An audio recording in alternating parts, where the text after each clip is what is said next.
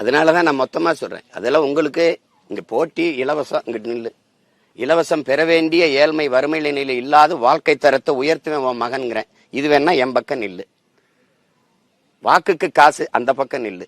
உனக்கு சேவை செய்ய நான் எது காசு கொடுக்கணும்? நீ தான் காசு கொடுத்துறியே. கல்விக்கு வரி கொடுத்துற, மின் கட்டணத்துக்கு கொடுத்துற, எல்லாத்துக்கும் காசு கொடுத்துற. அதை வச்சு நான் பொதுமையா நல்ல சேவை செய்யறேன். அதுதான் நான் சொல்றேன். வாக்குக்கு பணம் கொடுத்தா முதலாளிகளுக்கான பணம் இருக்கவும் தான் அரசியல் செய்ய முடியுங்கிற நிலை உருவாயிரும். உங்களுக்கு புரியுது? அப்ப பணம் இருக்கும் தான் அரசியல் செய்ய முடியும்னா முதலாளிகளுக்கான அதிகாரம் தான் கட்டமைக்கப்படும். உழைக்கும் அடித்தட்டு மக்கள் 10 விழுக்காட்டு 10 பேர், அப்ப 90 பேருக்கான அதிகாரம் எங்க இருக்கு? உழைக்கும் பாட்டாளி வர்க்கத்திற்கு அடித்தட்டு மக்களுக்கான அதிகாரம் அரசியல் எங்க இருக்கு? நீங்க ஓட்டுக்கு காசு கொடுக்கிற இடத்துலதான் ஊழல் லஞ்சத்திற்கான விதையே ஊண்டப்படுதுங்கிற அறிவு நம்ம என் மக்களுக்கு வரணுமா இல்லையா? அந்த விழிப்புணர்வு வரணுமா இல்லையா? சொல்லுங்க. நான் உங்களுக்கு சேவை செய்ய எதுக்கு உங்களுக்கு காசு கொடுக்கணும்? அப்ப கொடுக்கும்போது நான் உங்களை ஏமாத்துறேன்னு தானே அர்த்தம். நான் எதுக்கு காசு கொடுக்குறேன்? நான் அடிச்ச கொள்ளையில உங்களுக்கு பங்கு கொடுக்குறேன், அடிக்க போற கொள்ளைக்கு அனுமதி கேட்கிறேன். இவ்வளவுதான். நம்ம ஒரு கோட்பாடு இருக்கு இல்லையா? நம்ம நோட்டை வாங்கிட்டு ஓட்ட போடுறோம், அவன் அந்த ஓட்டை வாங்கிட்டு நாட்டை விற்கிறான். நம்ம நோட்டை வாங்கிட்டு ஓட்ட விற்கிறோம். இவ்வளவுதான் நடக்குது, தொடர்ந்து நடக்குது.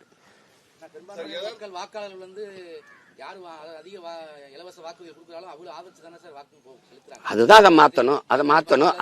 நீங்க அப்படி பேச, நீங்க மாறிக்கொண்டு நீங்க அப்படி ஒட்டுமொத்தமா தம்பி, ஒட்டுமொத்தமா நீங்க அப்படி மக்கள் மீது பழியை போடுறதை நிறுத்தணும். உங்களை மாதிரி ஊடகவியலாளருக்கு பெரிய பங்கு இருக்கு இதை சரி பண்றதுக்கு. எப்படின்னா, ஒரு எளிய பிள்ளைகள் வாக்குக்கு ₹1 காசு கூட கொடுக்காம 36 லட்சம் வாக்கை போட்டு 3வது பெரிய கட்சியாக்கி தனித்து நின்று எங்களை அங்கீகாரம் பெற்ற, அது முழு இசை பெற்ற ஒரு கட்சியா உயர்த்திருக்காங்கன்னா, அப்ப அந்த மக்களுக்கு நீங்க எல்லாரும் காசு கொடுத்தீங்க, அதுலயே என்னைய தேடி வாக்கு செலுத்தினாங்க. 3வது பெட்டியில இருந்த என் மைக்கு சின்னம் ஒரு புது சின்னத்தை தேடி எப்படி போட்டாங்கன்னு நினைக்கிறீங்க? இந்தியாவை யாரா ஆள்றதுல நான் பாரத பிரதமரா, நாட்டின் பிரதம வேட்பாளரா? அப்ப அதுல என்னை தேடி இருக்காங்கன்னா என் மக்களுக்கு வேற ஒண்ணு தேடுதல் இருக்கு. நல்ல அரசியல் வேணும், நல்ல ஆட்சி வேணும், இதெல்லாம் மாறணுங்க. என்ன இருக்குல்ல, உயர் தம்பி. 4.5 லட்சம் வாக்குல இருந்து 36 லட்சமா வாக்கு வருது. உயர்றதா இல்ல குறையிறதா தம்பி? 2016 எனக்கு 4.5 லட்சம், 2024 36 லட்சம். அது இந்தியாவை யாரும் ஆள்றது இல்ல. அப்ப வளருதா அது குறையுதா? கொஞ்சம் கொஞ்சமா தான் மாறும், கொஞ்சம் கொஞ்சமா தான் மாறும். இது புறையோடி போன புற்று ஒரே நாள்ல குணமாகாது. அதை மாத்தணும்னா நான் ஒருத்த மாத்த முடியாது, நீங்களும் செய்யணும் அந்த கடமை. உங்களுக்கு ஒரு ஆதங்கம் இருக்கா?